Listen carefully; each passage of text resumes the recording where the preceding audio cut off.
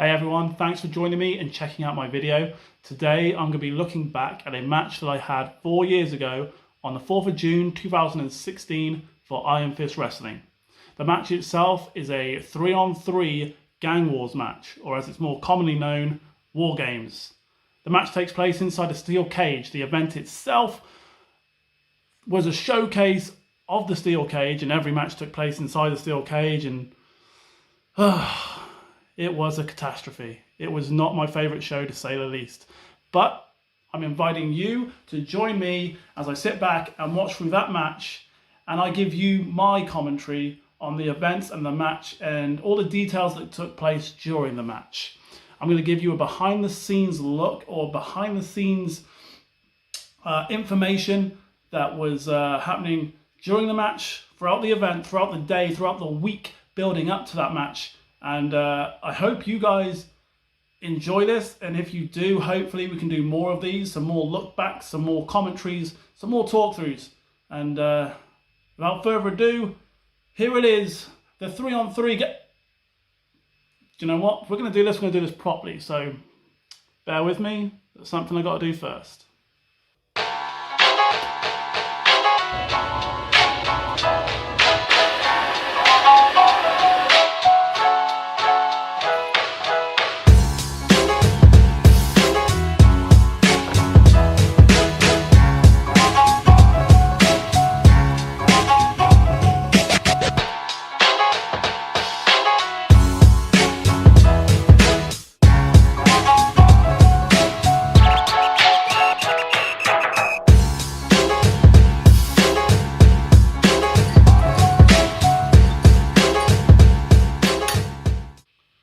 Okay, so I have my cup of tea. I am ready to go. Let's take a look back at the 3-on-3 Steel Cage Gang Wars match from the 4th of June 2016 at Ironfist Wrestling.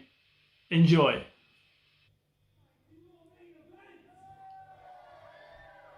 So we're at the Hereford Richmond Place Club. Steel Cage. Matt Richards is ring announcing. We have two referees. Darren Jigg in the ring, and Nathan Taylor outside the ring controlling the door there.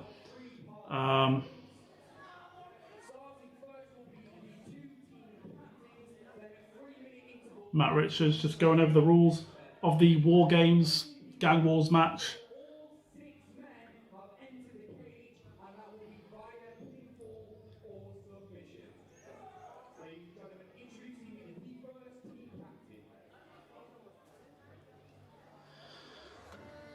Oh, here we go. Entrant number 1. Yours truly, myself, the Rogue of Neverland, Killian Jacobs.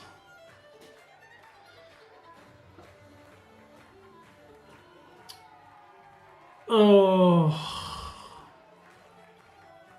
How much water did I douse myself in? Wow.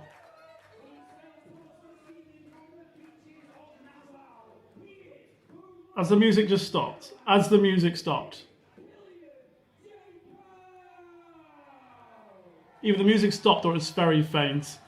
Anyway, I kind of feel like this was leading up to the best shape I was ever in. 2016, 2017 was probably the best shape I was ever in. I need to get back to that, obviously. Goes without saying. I started scaling that cage there. The funny thing is, like, if you don't know me, I'm actually afraid of heights. I'm terrified of heights. With all the crazy stuff I've done, I am terrified of heights. And in the day, like, I tested climbing up the cage. I only went about halfway up in the day because I didn't want to go any higher because I was too scared. I just thought I'd do it out there. And that's usually what I do at every show I go to. I just say I'll do it out there because I've got no choice but to do it. Wow, looking at this guy now. Joey Scott, look at this guy.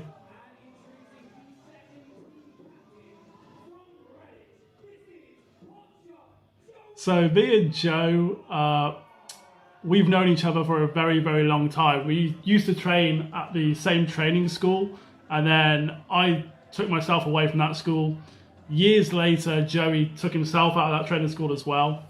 And this was one of his first shows coming back to wrestling after taking himself away from that training school. So he's probably like, you know, he's had a few matches at this point when he's come back, but he's still got like lots of ring rust. But back then and to this day, obviously Joey's one of the closest guys, one of my closest friends in wrestling, and I trusted him completely in this match. And he's got a cane, he's got a Singapore cane, or the more technical term, he's got a number of garden canes that me and my dad found in the back of our garden that morning and just taped them together because I don't know where you get a Singapore cane from in the UK. So Joe's going to start off with the Singapore cane, and we're going to get this match underway. I'm in okay shape. And there's a swing and a miss. And I remember the door hasn't even closed yet, and I've fallen off the top right there. I remember this spot. I saw it on Lucha Underground from John Morrison. He did it, or Johnny Mundo. And I wanted to replicate that spot, but completely messed that up. It's got the crowd nice and hot, and then the crowd's dead. Joey tries to climb out, and there's a nice bum shot for you Joey Scott fans. And there's, oh, the first big bump of the match. Down goes Joe. Oh, God. This is going to be a long match. I can already feel it. I can already feel how long it's going to be. On a tomahawk, Great Khali chop off the top rope. Because why wouldn't you? Oh, God. I remember this whole... I hated this show. Like, I really hated it. What I'm going to do here, reverse Rana. Oh, me and Joe were cracking them out in 2016. When I asked him to do a reverse Rana earlier this year, 2020, Joe was like, oh no, I can't do those. I can't do them. But we did one in 2016, Joe. So, come on, get your act together. Who's out at number 2 for Joey Scott's team? I said I hated this event, and I'll tell you why. So basically the week leading up to the event and on the day itself, so many people, so much talent that was already booked for the show just pulled out. They pulled out of the show. And this match and the whole show overall was like changed so much. Like the whole card, all of the matches were changed. Like all the way, the weeks leading up to the show, the week in particular was just horrendous. Like names were dropping out left, right, and center. And on the day, names were dropping out still. So this match probably had about 5 or 6 changes that day, and this was what we came up with probably a few hours before doors. Anyway, Kieran Young is entering the cage. I'm ready for him. I'm ready. Oh, there's Joey Scott with a Singapore cane shot. And there's the 2-on-1 beatdown. And I can tell you about that Singapore cane. I think it was Mad Dog Max that told me this. I'm not entirely sure. It might have been somebody else, but in my head it's Mad Dog Max. So if it was somebody else, I apologise. But that Singapore cane, or the garden canes, really fucking hurt. Like, really hurt. That one from Kieran Young hurt so much. It hurt like a bitch. And the reason why is because when we taped it all together so it was all nice and tight. And Mad Dog said, well, if you want to do that, you want to leave yourself some gaps in between. Don't do it so tight because it won't hurt as much on impact and you'll get that nice bamboo shot sound. You see Kieran Young, he just threw away that the cane because he was going to hit me again with it. And because the first one hurt so much, I told him in the match, I was like, do not hit me again with that cane. That fucking sucked. So that's why he threw that away.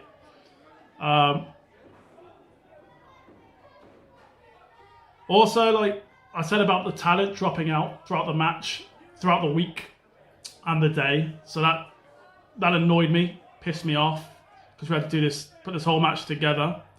And 2 seconds before we get to that story because there's a Russian leg sweep off the top rope. earlier on in the day, nice clothesline, Joe. Earlier on in the day, we had earlier on that show. I think the second match out, we had the ladies' match. We had Lana Austin versus Minnie McKenzie, and Minnie McKenzie was new at this point. She hadn't had that many matches under her belt. And I think about 2 minutes into that match, she got busted open, like legit, not from the cage, but from the ring steps, and she was pissing blood. And obviously, like, for me, I was like, oh my God, this is the second match on the card, and Minnie's 16 at that time, I think, and she's busted open. I'm like, oh God, here we go. What a, we had people there that looked after her, obviously, but she's a tough cookie. She carried on, and everything was fine, but it was just like, everything was going wrong. Talent dropping out, Mackenzie's busted open. This match got changed so much. I was not enjoying my time out there at all. But TJ Sky's just entered, and he is coming like a house on fire. TJ's a really good talent. He's so underrated.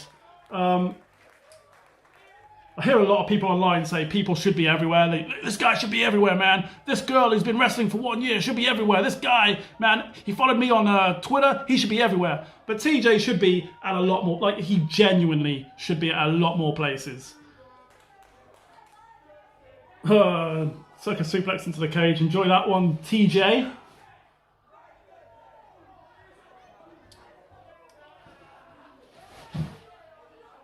TJ's a good friend of mine. I've known him for many years now. Many years. I've had some really good matches with TJ. As I have Joey Scott. And Joey Scott and TJ I've seen have many good matches. This is a big crowd. Big crowd for Hereford. I love the Hereford crowd. I think most of the Ironfist roster love the Hereford crowd. They're so loud and so passionate.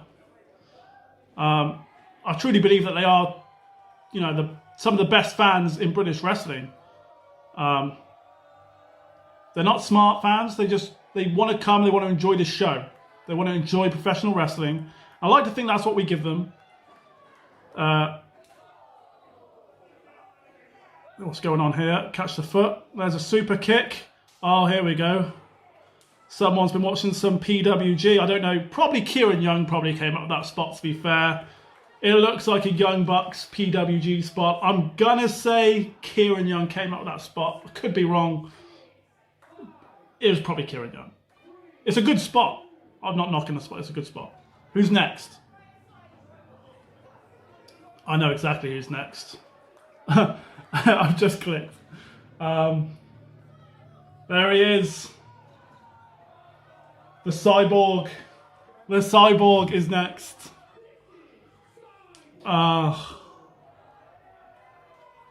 What can I say about Cyborg? I'll tell you what I'll say.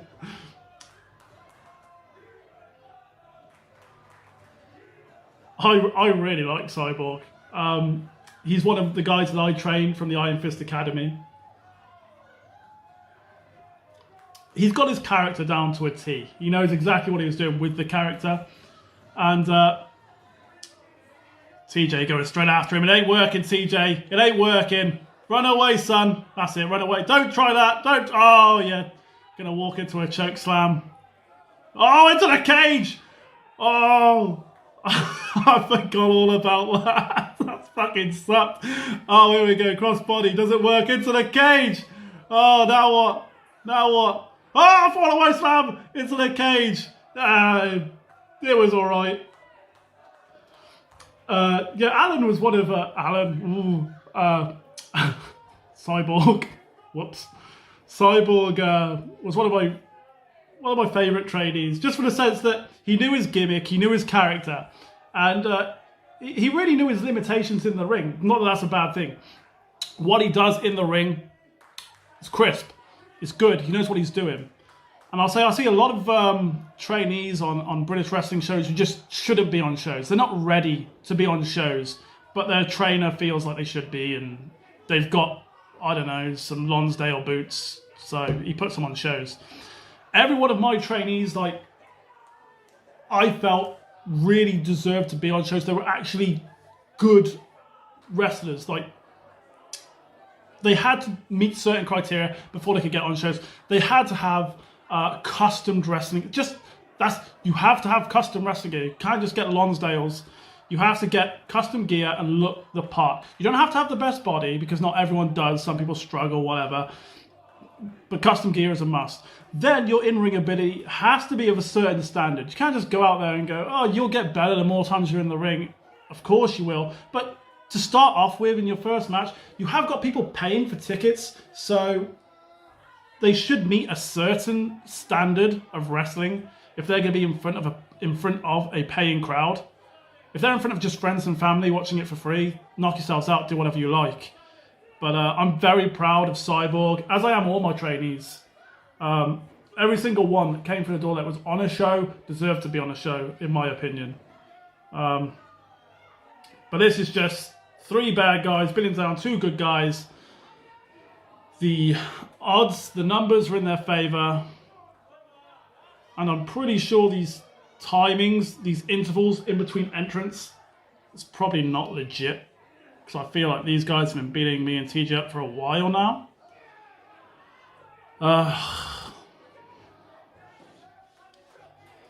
Here we go. The match continues.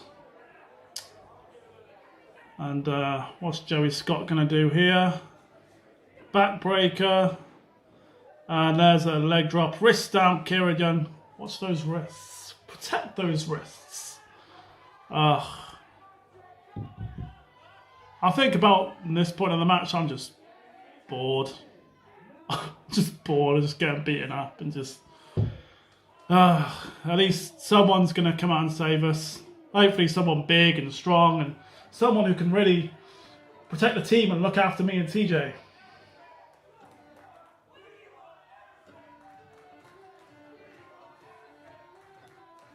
I can't hear what they're chanting. Is it, we want wrestling? Because... USA.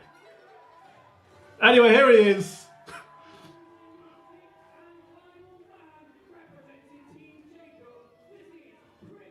I couldn't remember if at this point in 2016 if he was Chris Royals or Chris Custodio, or as Matt Richards just announced him as Chris Castine. No one could get his name right.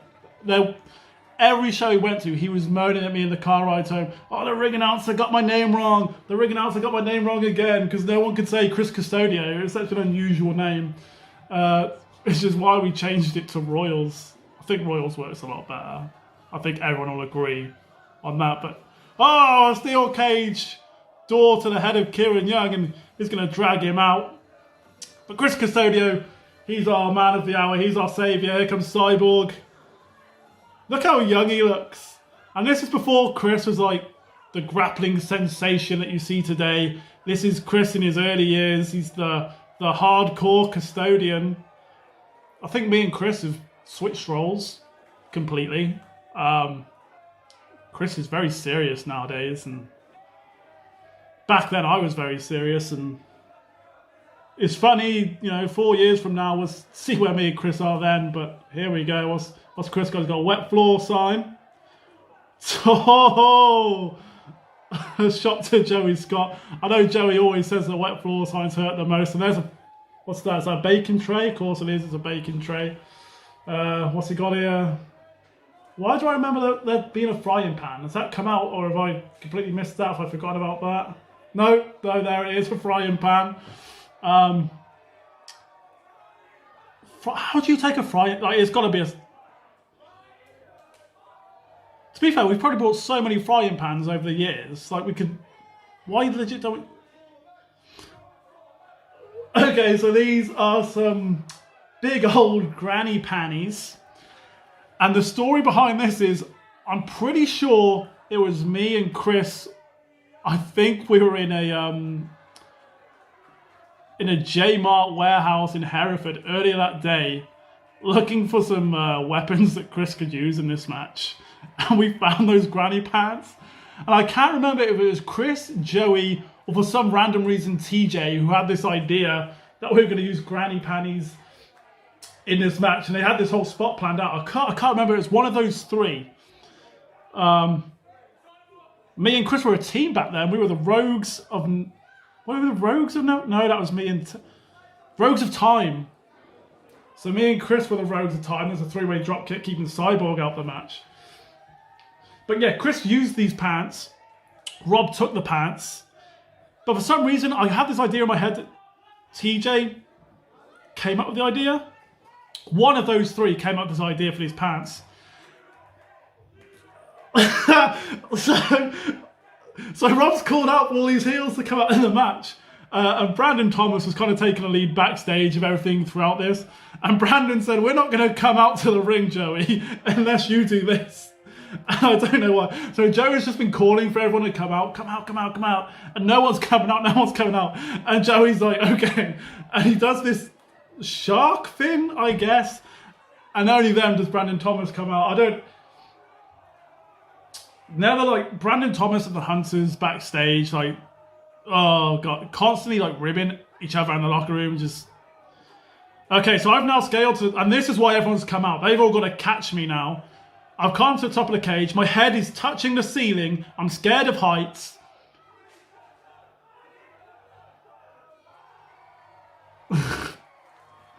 And that's got a nice round of applause. Thank you very much.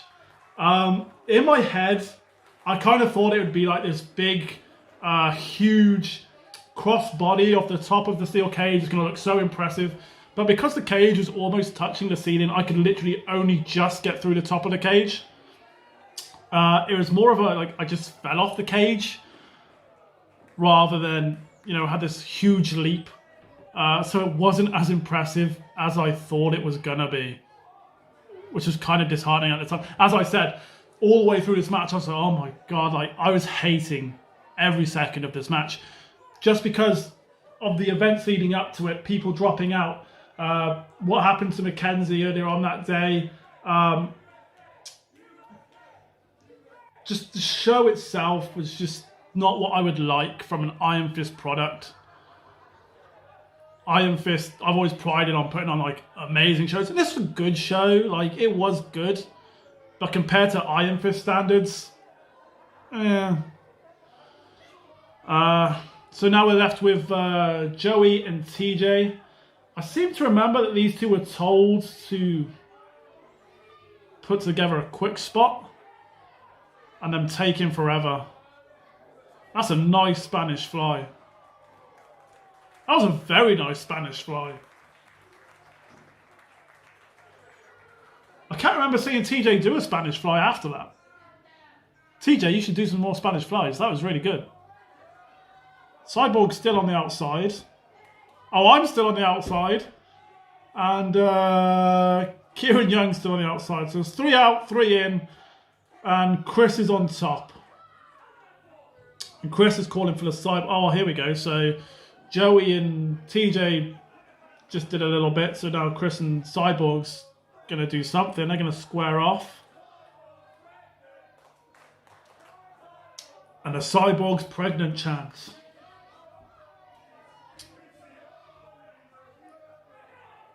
So again, these are two trainees at this time. Probably, I think, maybe a year into wrestling. Maybe. I'll double check with Chris. But they're in a steel cage match. As I said, this whole show, like, there were so many people who were less than a year into wrestling. So many people in a steel cage. The reason being because realistically there should have been one match inside a steel cage, not a whole show.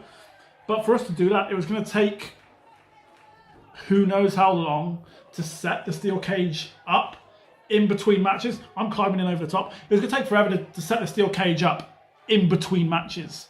So we're just like, do you know what? It's going to annoy the crowd that are there. Some of them might leave. So we're just going to like keep the cage up throughout the entire show. So I'm back on top of the steel cage. I've just given them one big high spot, and I'm now going to give them a second one. But it was kind of... There's the 3. We used the Motor City machine gun finish because I love the Motor City machine guns. I remember thinking, I'm so glad that that match is over.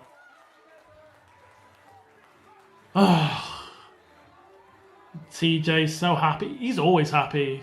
He's such a happy guy.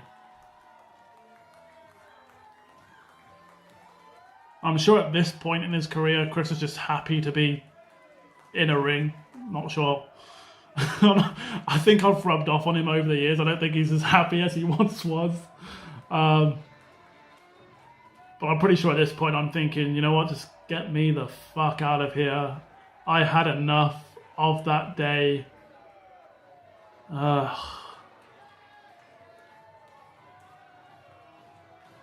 Yeah. I'm not even working the crowd. I'm just like, come on, let's just get, boys, that was shit. Let's go. Let's go and get some food, because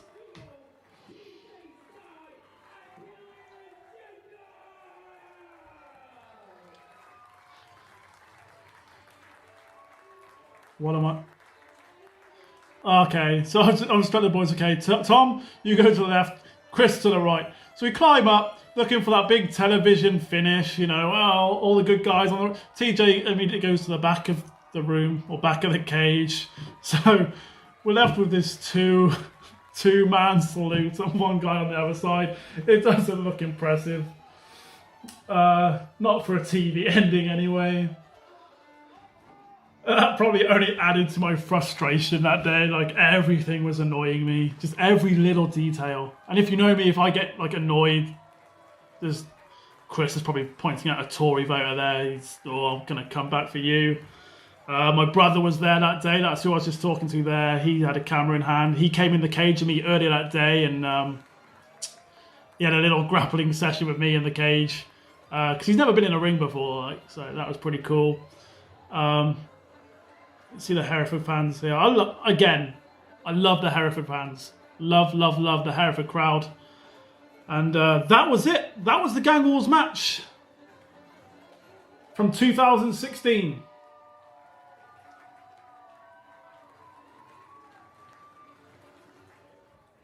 So there it is, the 3-on-3 GangWars match. I hope you guys enjoyed it as much as I enjoyed going back over it.